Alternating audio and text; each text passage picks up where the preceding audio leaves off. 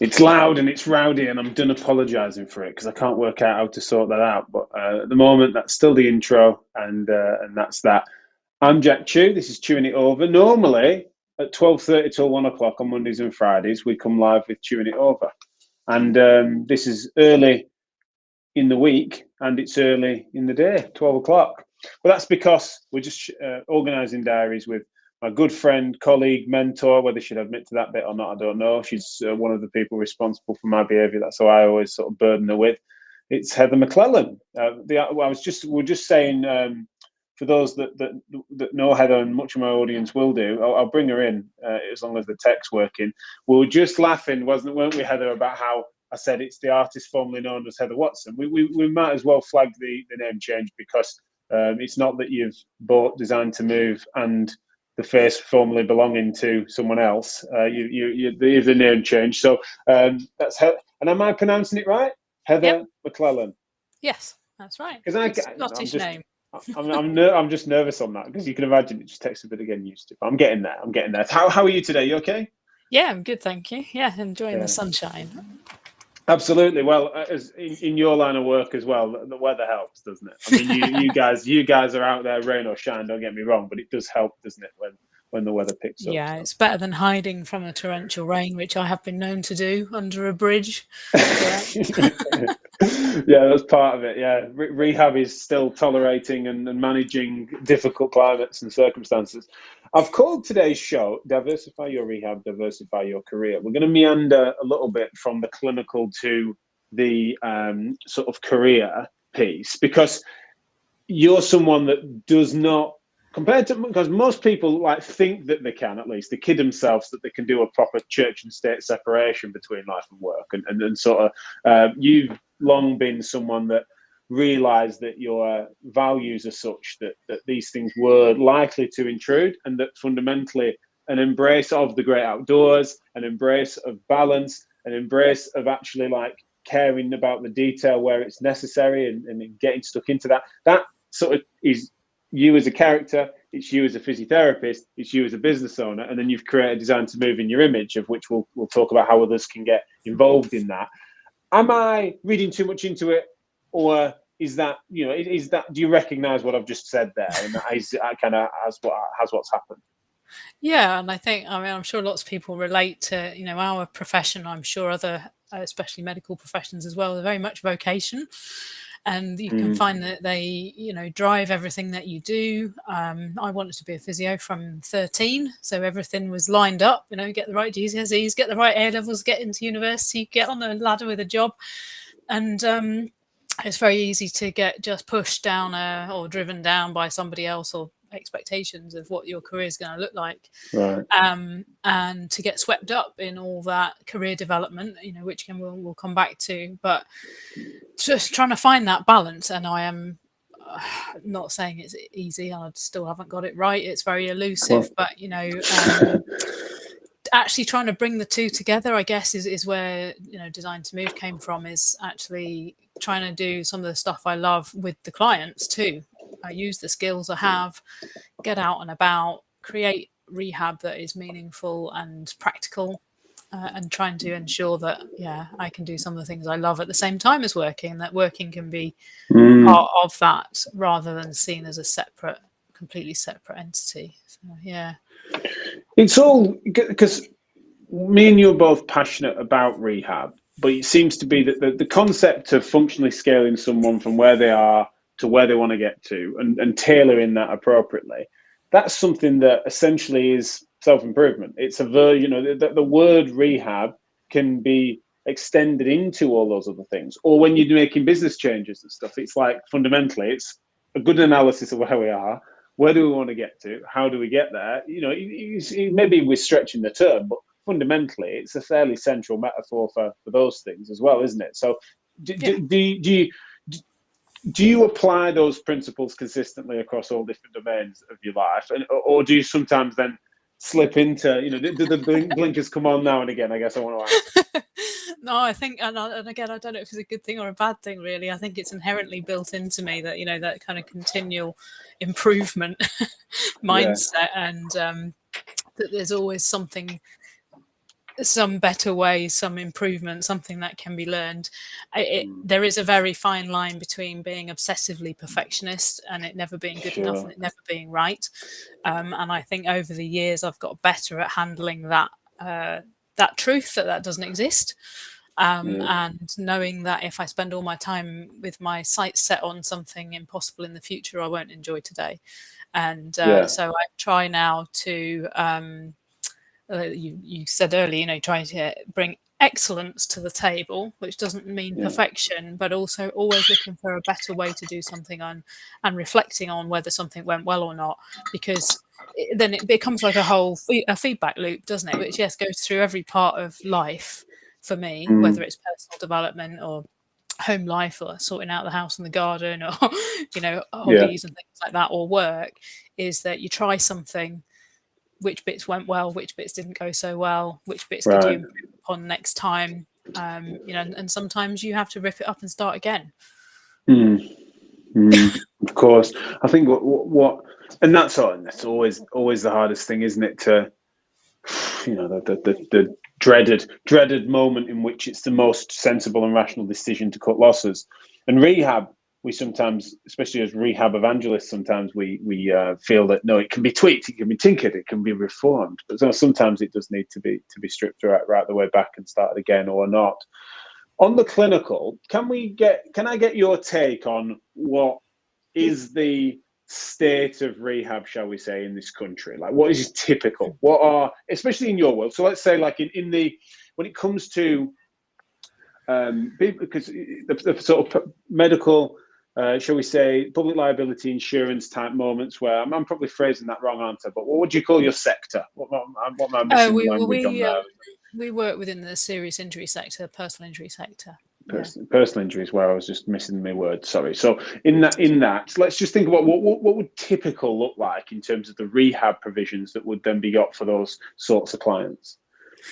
Well, I think there's obviously there's a huge scope. The easiest thing is to say there's kind of three key areas in personal injury. There's the high volume, what's known as fast track sector, which a lot of private practices and people will be familiar with, where road traffic accidents with a fairly minor claim being sent through for early intervention care. Then there's a kind of middling sector, which is where we are, which is what's known as multi-track, which usually means that the client's got significant enough injuries that several professionals need to be involved with their rehab. So that physios, OTs, psychologists, nutritionists, you can go on. And then there's also a top end of sort of what I'd class as catastrophic injuries, which we don't deal with, but lots of therapists are involved with, where people have lifelong health conditions to manage and may need round-the-clock care. So we fit firmly in that middle group. And I think the challenge that we face is the obvious problem between statutory NHS provided care and privately funded care. Now, if somebody's in a position to make a personal injury claim, then they may well be in a position to access privately funded care. But if they're not, or their claim isn't of significant enough value, they may find themselves down the statutory care route, NHS provision. And I think we're all aware of some of the issues that have been going on there, within hospitals. I've been talking to colleagues in the last couple of weeks that definitely rehab spaces still being lost. Rehab spaces that were lost during COVID because space was needed for COVID patients, they're not being reinstated. So actual physical room to do this for patients, and even in outpatient MSK departments that maybe had a rehab facility, maybe some of them are losing that now. And then the other obvious problem is the community rehabilitation services. And hand on heart, I'm sure our colleagues in the community sector in the NHS are doing their absolute best, but often there's a long waiting time, and then they can't see the patients necessarily very often. And I know that often they're also being expected to assess all sorts of other things as well as deliver the treatment there. So for us, what the difference is, we're able to go in and really focus on the functional activities that the client wants to do to recover. And it's important for them to recover. So it may be hobbies or sport or leisure or family, but it may, of course, return to work, which people will have heard me bang on about before. That returning to work actually is such a fundamental part of people's lives. And we need to have a proper structured, focused approach to that, which our statutory community services are not set up for. I think we all know as well, when these pressures are faced by the NHS, but also to some degree when the volume is going through private practice, the temptation to reach for efficiency makes you then systematize things. And there's a logic to that.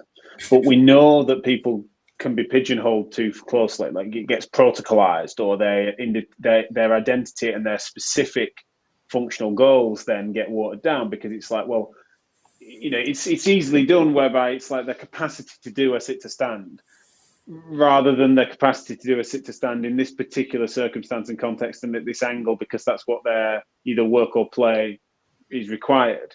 And that they don't necessarily bridge that gap, right? And it might be that the starting off point never gets much past. And even, like, I've heard from people saying about how their rehab facilities were mainly used for group work, which of course then was sort of banished because of COVID, even in the later stages. And then, because in hindsight they didn't measure the outcomes as well as they'd have liked to, the organisation were able to say, well, we've managed well without it, therefore it can't be reinstated. And so these things are all the only diversified rehab opportunities of, say, group work, or of classes, or varying it slightly. Even those are being sort of dissolved. How are designed to move, sort of pushing against that trend, and keeping things as tightly person-centered as possible?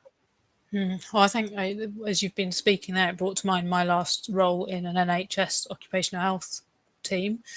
And, we were very quite fortunate when I was there. We managed to get a decent sized room, but just outside we had a set of double doors that went outside straight onto grass.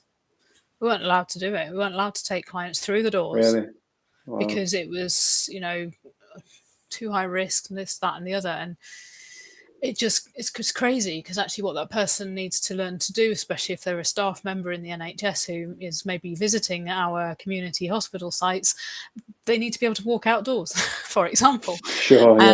And actually it's relatively straightforward to do reasonably robust risk assessments to establish whether it is safe, or how to make it safe to go and do something slightly different, which pays its returns in terms of not only giving the clinician a little bit of light relief from the couch cubicle area, which of course the cubicles are sometimes so small there is literally room for you and a chair and a couch and a client and not much else. And actually, it's a good job if you've got curtains, because you can kind of push the curtains out and stick feet out and stuff. Walls are a real problem. Sure. So yeah, it was that sort of desire to do things a bit differently and more practically, and that background in occupational health, where in industry, if there was a problem with somebody's work task, we'd go and look at the task. We'd go to the workplace, we'd go and look at it together, and we'd brainstorm, how could we do this differently?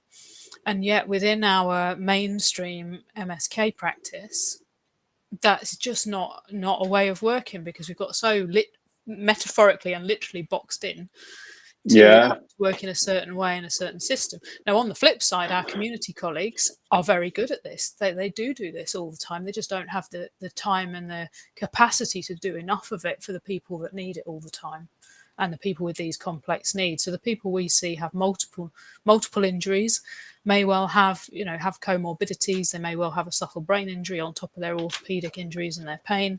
So also being able to bring in potentially all that learning that you had from uni about all these different types of conditions, and bring it together for what that person needs, instead of they've got knee pain, we'll do this, and they've got this problem, we'll do that. So community services they're drawn thin on time, and increasingly they are people that if they are qualified, they're the ones that are doing the assessing, and then they're often having to delegate that down to techs to deliver rehab. That's often what I'm hearing. But also they're drawn thin on their expertise from almost having to be, they're not MSK specialists. Some of them didn't like MSK, they tell me, and they are seeing a cohort of patients that are fundamentally those that can't reach the hospital, rather than it being that has been triaged as something that is more appropriate for care quality and the pursuit of functional goals to see them in the community. That is a very different thing. They're kind of a fallback service, and often frustrated at it for the ones that we hear from. With obviously that contrasts significantly to what you do. But one of the reasons why MSK departments sometimes argue that they tighten the parameters and box it in is because of the risks and red tape and the governance and stuff that's just hard to put together, and so they just decide not to. And so even if they've got creative clinicians, they just don't let them do it. Solving these problems isn't just about motivating clinicians to break outside of that box. It's also about creating systems and structures that can create an environment of safety and manage that risk sensibly. Like how do you do that? Because it can't be easy. Yeah, well, I think that there's one important thing to say there as well about a lot of our NHS MSK services, that of course they're commissioned by the commissioning groups for us to meet the needs of a specific cohort of people, mainly what would be considered relatively straightforward MSK problems, and then there'd be separate commissioning for pain management and separate commissioning for rheumatology needs, things like that. The group of people we're looking after are people who suffered trauma, serious trauma, and those people are, if not directly excluded from that commissioning, and when you look at the commissioning details, that group would almost be excluded from it because they got multi-site pain and they may have other things that happen as a result of that injury. So it's also not, it's not just simply about saying, well, they're not being, clinicians aren't being given enough freedom to take patients out and do stuff. It's that if a client like one of ours ended up in that MSK outpatient department, that MSK outpatient department is not there to serve that group, actually. And therefore what they can deliver is really quite limited within the remit of the commissioning and the funding. And of course, we've got all these different needs in the UK. There is a huge group of people who need MSK outpatient management, wherever that might be. And this group are relatively smaller, but they're way more complex and their needs are different. So that's important to remember, because I don't think it's necessarily a lack of creativity, or it's definitely not a lack of skill, because we know, and we'll talk about the physios have these skills. Most physios have been training for years, doing loads of courses. Many of us love our rehab. You learn all about it, but then you find yourself in a system and a service that is not there to deliver that kind of rehab. So you don't get to use those skills. So for us, it's about saying, well, come and use those skills because actually these are the kinds of clients who you need to be able to mix and match those skills from week to week, from session to session, depending on the need and depending on the goals. And if the goals include something that means you need to take them walking in the hills, outdoor swimming, you went off and went to somebody's stable yard with their horses, then we will find a way to make that happen safely if we can, and if we can't, we'll try and find a way to, mock it up or something. And that's, I guess, from my Occi Health background, is that, you try your best to simulate what somebody has to do, and simulating it is second best to actually going and doing it. Yeah, absolutely. Well, I think it's a good example where when I was with that patient, there was nothing for clinically. You just couldn't simulate some of the things that were required because they were very specific. Like I remember even the cobbles were unusual at the stable yard. They were throwing her off in interesting ways. But more than anything, it was that the motivation of understanding the jump between doing something and it being functionally relevant would not have been persuasive. You just couldn't, even though we're in a stable yard at times doing box squats. The fact that was a box squat that she needed to do to get under a box squat and then reach underneath to get something out from that bench just that was enough to make her realize how important it was when she couldn't do it. Whereas in the gym, it would be you're always having to make a persuasive case to link it to the function. So why do that? Like, why does it need to be a sterile clinic room or even a gym environment? So I think that was a real interesting circumstance for me to be part of. You have the systems and structure to maximize the best of both worlds, I would argue. You're going to unpack a little bit of how clinically, what does that look like? What does it look like to diversify your rehab? But then also, what are the opportunities that can knock for doing this a different way, for truly breaking the mold? And you're going to sort of unpack that more thoroughly in a webinar with us next week. Could you tell us a little bit about what you've got in store for that? And I'll put, for those that are watching, Yeah. I'm just going to put the link on the chat. Yeah, so I'm going to go back through a bit more of the history of where design to move came from, because it did excuse me, it did arise from some frustration with these kinds of issues that we've been talking about, and the time and money and energy that one invests in your professional career, then to find that actually you're not really using quite a lot of your skills. So we're going to start with that. And then we'll have a little think about how do you step outside of the box that is the clinic room that's become, and how much or how you might be able to influence that wherever it is you're currently working, because it does depend where you work, and it does depend on the service setup, but it doesn't mean it's impossible, and we can give some guidance around that. We'll talk a little bit about how the benefit of measuring, because we do a lot of measuring. And so patient-reported outcome measures, functional testing, again, that really comes from my background in occupational health and functional capacity evaluation, but it's something we all know we should be doing. But it's not, again, very easy to do necessarily if you're not doing it all the time. And the downside, well, there's issues around that in terms of time in the clinics to do it, but the downside of that is we're not proving what we're capable of and what we can offer. And by having that data available, we're able to say that our interventions are effective, and they're effective X% of the time, and they get this many people back to work, because we've collected the data. So it is onerous, but it also pays dividends in being able to say we know that what we do works for the majority of people, and therefore proving our worth as a profession. And I know there's still a lot of debate in the private sector, especially private practice, that there's still a push to keep prices low or lower, and being able to evidence that we're worth it, I think is really important. So yeah, those are a couple of things we'll talk about really, and then how we do get on with this in the personal injury sector, because I guess, and I was no different. When I ran my own little private practice for a while. And you've got this impression of the big wide world out there of solicitors and personal injury, that it's just awful and a terrible place to be, and then it's us against them and all the rest of it. But actually, when you start to work in this area and you realise that absolutely rehab is a team sport, and that includes solicitors, insurers, other therapists, the client, of course, the family.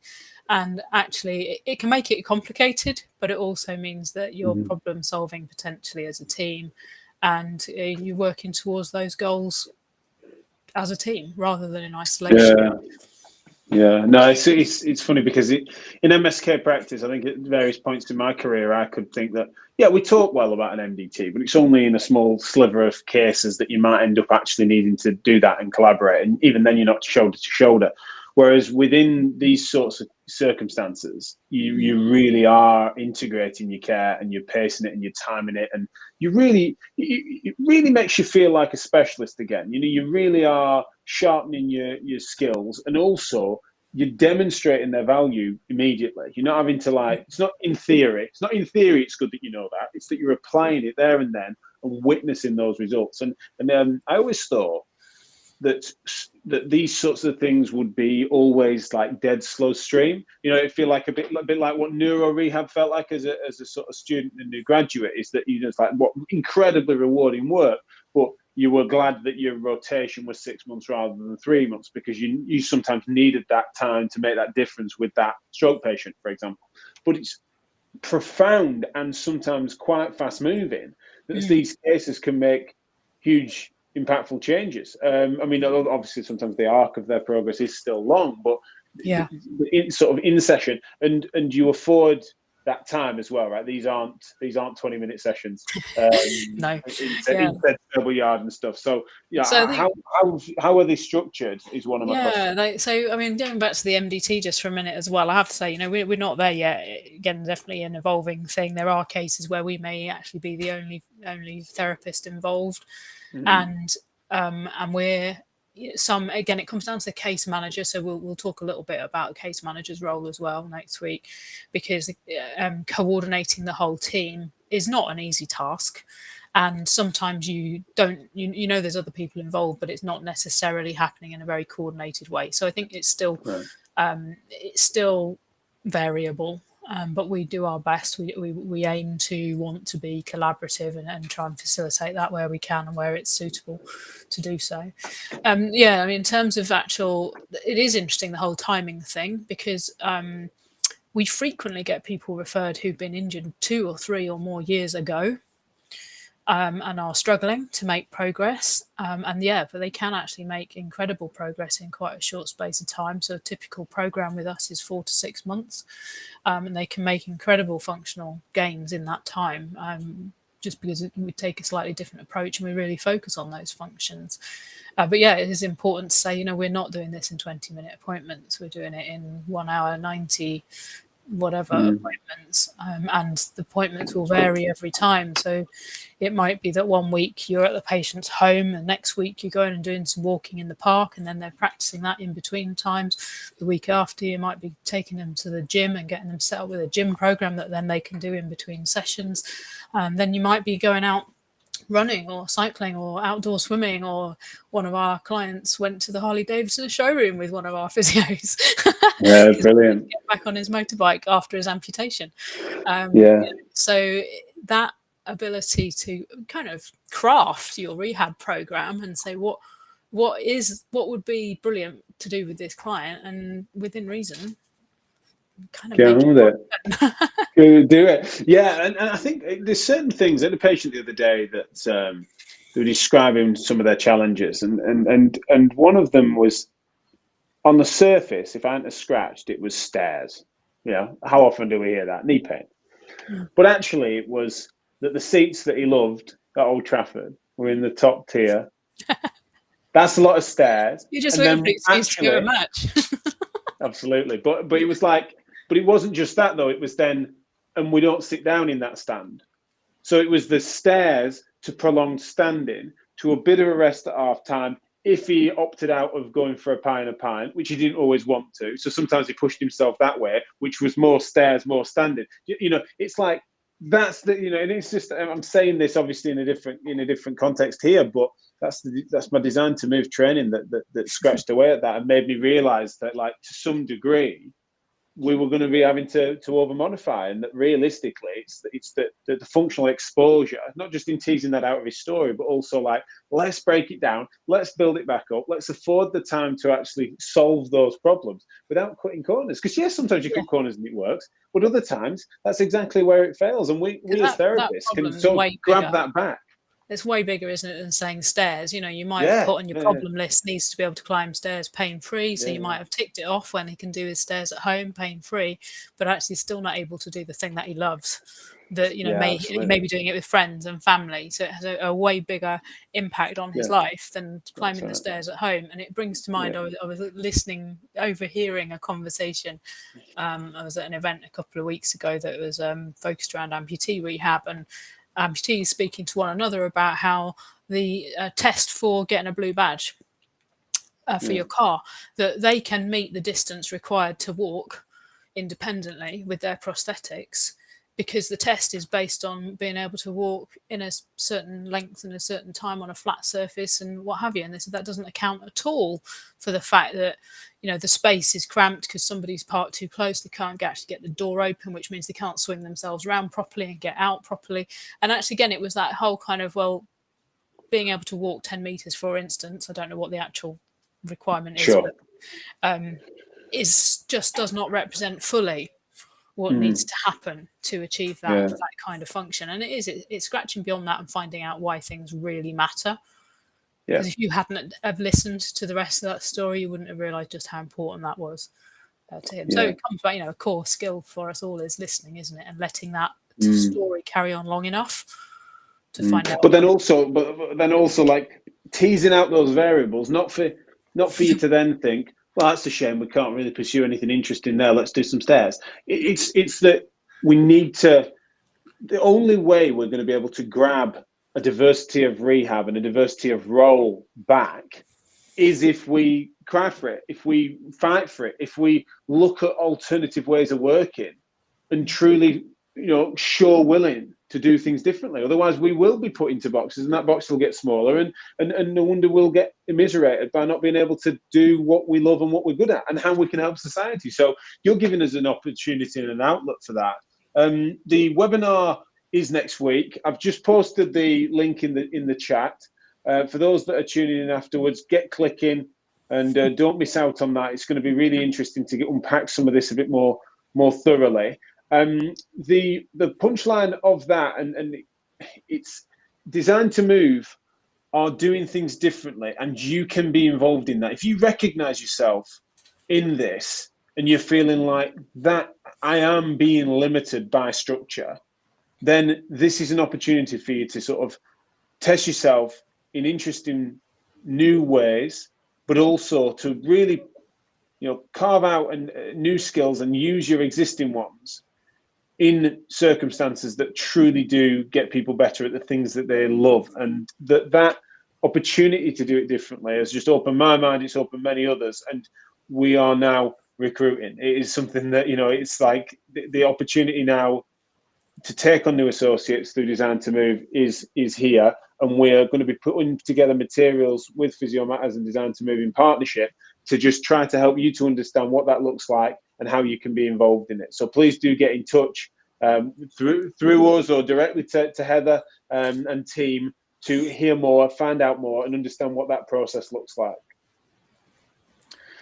Anything more to add, Heather? Because my last question is always, where can people find out more about you?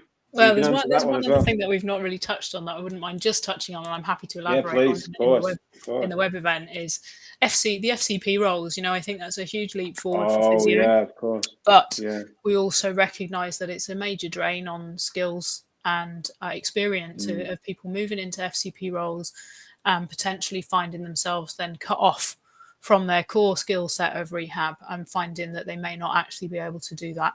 So if that is also, there may be lots of people who have been keen to take up those roles, have been enthusiastically following that and promoting that, but then realizing that if they go down that route themselves, are leaving behind something important to them.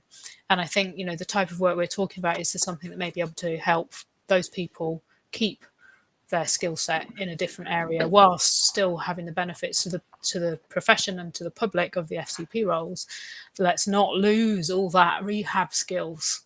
Let's not let that drain out of the system, because it's really important that we don't just find ourselves assessing, referring on to others, that actually we still need the people, the others, to be doing the rehab. Someone's got to do the doing. And it's a really good point. I hadn't thought of that necessarily, but it's very compatible with someone that has sort of triage and screening and FCP part of their role, but it didn't be all of it, because they could supplement with this. Similarly, those that are being drawn understandably into education, some of the new schools, etc. This is compatible part-time work on case by case. So do inquire. We've got lots of resources that we can send over to you to help clarify if it's for you. But do join us on the webinar next week. Heather, where can people find out more about you and the company on socials and stuff?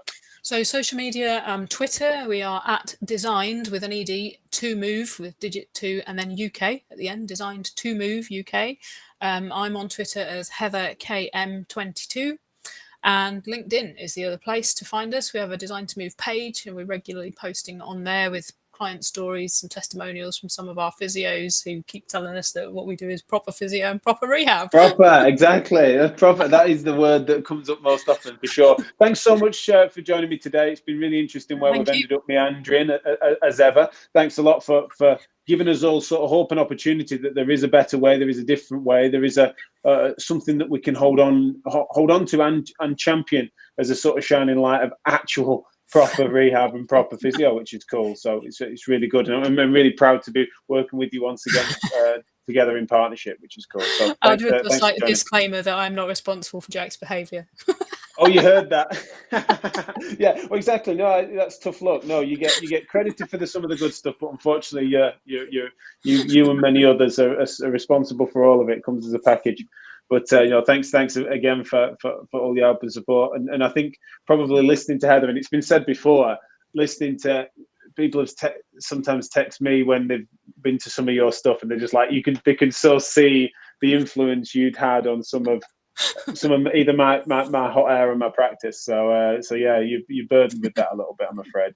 Have a nice day, mate, and we'll catch up soon. Thank you. Lovely to see you. Cheers. Bye, everyone. Yeah. Bye. Yes, I'll be back for more Chewing It Over on Friday. I can't remember what I'm talking about or who's joining me, but I think I've got a guest on Friday, so I'll tell you more about that on social media. See you soon, guys. Take care.